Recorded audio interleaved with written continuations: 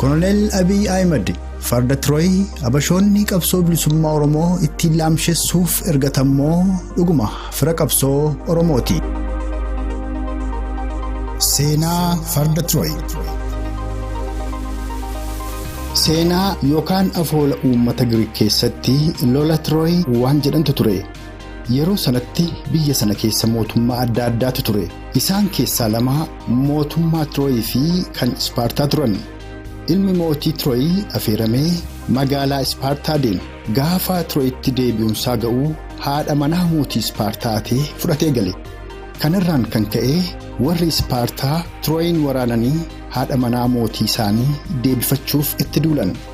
Haa ta'u malee warri Tirooy kana beekanii magaalaa isaanii marsanii dallaa cimaa itti ijaaranii eegan. Warri Tirooy dallaa kana keessaa hin ba'an. Waraanni Ispaartaa dallaa kana cabsanii seenuu hin dandeenye.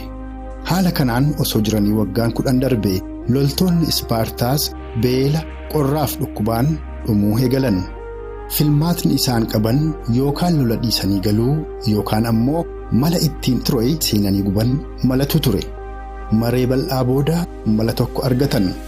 Farda guddaa mukaan hojjetanii akka kennaatti balbala dallaa Tirooy irratti dhiisan. Akka waan garaa kutatanii biyya isaaniitti deebi'anii fakkeessuufis xiqqoo gara boodaatti deebi'anii warra Tirooy irraa dhokatan. Mootummaan Tirooyis jarroo abdii kutattee biyya isheetti galtee jirti jedhee gara galgalaa balbala dallaa banee farda mukarraa hojjetame kana ol galfate. Halkan walakkaa ta'ee warri Tirooy hundi yeroo rafan loltoonni Ispaartaa garaa farda mukaa keessaa yaa'anii dallaa Tirooy bananii jaallottan isaanii ol galchanii Tirooyin gubanii barbadeessan jedhama. Egaan erga yeroo sanaa farda Tirooy yookaan Troojaan Horse jechuun nama waan gaarii kan namaa godhe fakkeessee namatti siqee malaan nama balleessu jechuudha. Egaan waa'ee farda Tirooy isa warri Ispaartaa mukarraa tolfatanii ittiin magaalaa Tirooy seenuudhaan barbadeessaniirraa erga hanga kana dubbanne mee amma immoo gara dubbii ijoo keenyaa waa'ee farda abashootaa isa abashoonni ittiin Oromiyaa fi Oromoo kolonii impaayera isaanii jala turfachuuf maqaa Oromootiin hangonfataniitti haa deebinu. Koloneel Abiyyiif kittillayyoonni isaa qabsoo bilisummaa Oromoo keessatti akka farda Tirooyitti ilaalamu. Qabsoo bilisummaa Oromoo fi Oromummaa kan diina wajjin ta'anii balleessuuf gannoota 26 carraaqanii dadhaban fira fakkaatanii awwaaluuf sobaan Oromummaa dhaadessaa qabsoo bilisummaa Oromootti dhufan. Habashoonni farda mukaa Oppiidiyoo jedhamu kan maqaa Oromoo qabu ijaaranii miseensota isaanii keessa dhoksanii maqaa Oromoon haangootti ol baasan. Akeekni isaanii Itoophiyaa dulloomte faca'iinsarraa hambisuudha. Kan Itoophiyaa dulloomte facaasuu ga'e immoo sabboonummaa uummattoota cunqurfamooti jedhanii hubatu. Isaan keessaa inni guddaan Oromummaan dagaagee Itoophiyummaa ukkaamsa jedhanii amanu. Oromummaa fi Itoophiyummaan wal cinaa guddachuu akka hin dandeenyes tolchanii beeku. Kanaaf sabboonummaa Oromummaa qancarsuu fi Itoophiyummaa dagaagsuu irratti halkaniif guyyaa hojjetu. Kanas hojiitti hiikuuf fardi mukaa abashoonni tolfatan Oppiidiyoon sabboonummaa Oromoo kan afaan Oromootti, seenaa Oromootti, aadaa Oromootti, eenyummaa Oromootti kabajaa hore sabboonummaan Oromoo xiqqeessa jedhanii cileetti dibuu fi Oromoo jibbisiisuuf halkaniif guyyaa yaalaa jiraatuu isaaniiti. Kana qofaas miti. Koloneel Abiy federaalummaa biyyattii keessaa balleessuuf akka hidhatee ka'ee ifaa godheera. Kanaafis ragaa guddaa kan ta'u dubbii inni dhimma kana irratti dubbate afaanuma isaarraa haa dhageenyu.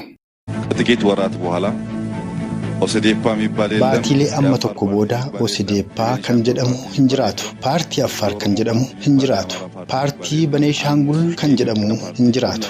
Paartii Oromoo yookaan Amaaraa kan jedhamu hin jiraatu. Paartii tokkicha kan Itoophiyaa hundi keenya kan keessatti argamnu uumnee jechuun dubbisaa itti fufe. Egaan kun hundi sabboonummaa uummattootaa dhabamsiisuuf akka Koloneel Abiy jedhetti Itoophiyaa kabajaaf guddina ishee durii kan saboonni cunqurfamoon keessatti mirga hin argannetti deebisuuf mala dhaayameedha.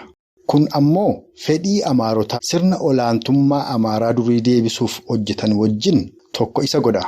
Oromoon sabboonummaan injifannoolee hedduu nu gonfachiisuu amanuu fi injifannoolee kana tursiisuu barbaadu Koloneel Abiyyi diina sabboonummaa ta'uusaa hubachuu qaba.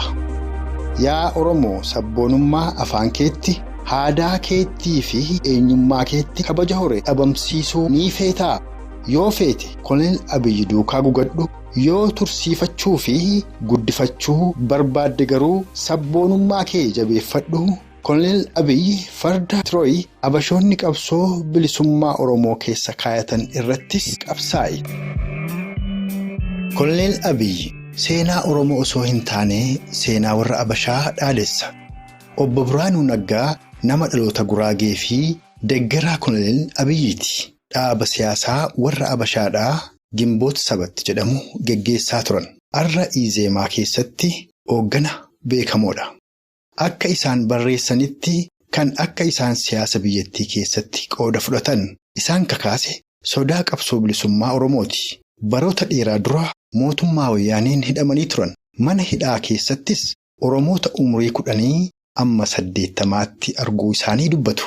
Oromoota mana hidhaa jiran kana dubbisanii qabxiin isaan hubadhe jedhan dubbiin Oromoo kun Itoophiyaa deeguuf akka deemu. Roorroon Oromoo irra ga'uu isaan dubbachiisee hin beeku. Kan isaan yaaddessu tokkummaa Itoophiyaati. Har'a Koloneel Abiyyi wajjin hedduu walitti siqanii qabsoo bilisummaa Oromoo duubatti deebisuuf sossa'u. Hojii Koloneel Abiyyi masaraa Minilik haaromsanii seenaaf ol kaa'uuf hojjechaa jiran ilaalchisee waan isaan jedhan viidiyoo armaan gadiirraa walumaan haa dhageenyu. ናዛስ ገባ ለማየት የአጼ ምኒልክ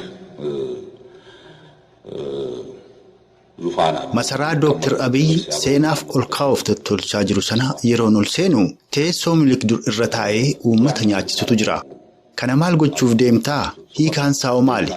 Osoo dubbannuu kan Minilik qofa osoo hin taane kan Haayile Sillaasee fi kan Mangistuufaas achi keessa jira. Fakkoo Minilik gagaan hojjechiiseen teessoo isaa irra kaa'anaan jedhe. Akkasumas kan Haayile Sillaasee gagaan hojjechiiseen teessoo inni irra taa'ee seera muraa ture irra kaa'anaan jedhe. Maaliif karaa kana hunda deemtaa? Maal akeekni isaa jedheen gaafadhe. Rakkoo jirutu naan jedhe. Dargaggoonni Oromoo seenaa isaanii akka gaariitti hin beekan. Kanaaf dargaggoon Oromoo tokko dhufee Minilik akka Oromootti dhiyaachaa ture yeroo argu isa Minilik harma Oromoo muree fi jinnii jedhan sana ni qabbaneessaa naan jedhe.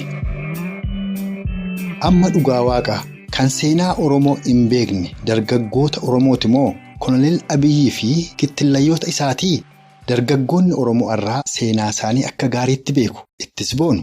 Habashaa wajjin seenaa takka akka hin qabne. Hariiroon uummata isaanii fi mootummaa Habashaa gidduu jiru kan koloneeffataa fi koloneeffatamaa ta'uu qajeelchanii hubatu.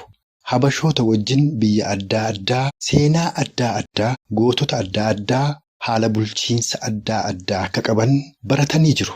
Akka uummata seenaa mataasaa hin qabne seenaa Habashaa kan fudhatan miti. Namni kanallee hin hubannee fi hin fudhanne akkamiin maqaa uummata Oromoon haangoo qabatee yoo farda Tirooyi kan fira Oromoo fakkaatee Habashootaaf hojjetu ta'e malee. Itoophiyyummaa dagaagsuuf tooftaan Habashootaa inni guddaan tokkummaa isaa diiguudha. Oromoota kutaan addaan qoodanii wal irratti duulchisuudha. Koloneel Abiyyi akeeka kana galmaan ga'uuf hedduu carraaqe. Mee isa kanas afaanuma isaarraa haa dhageenyu.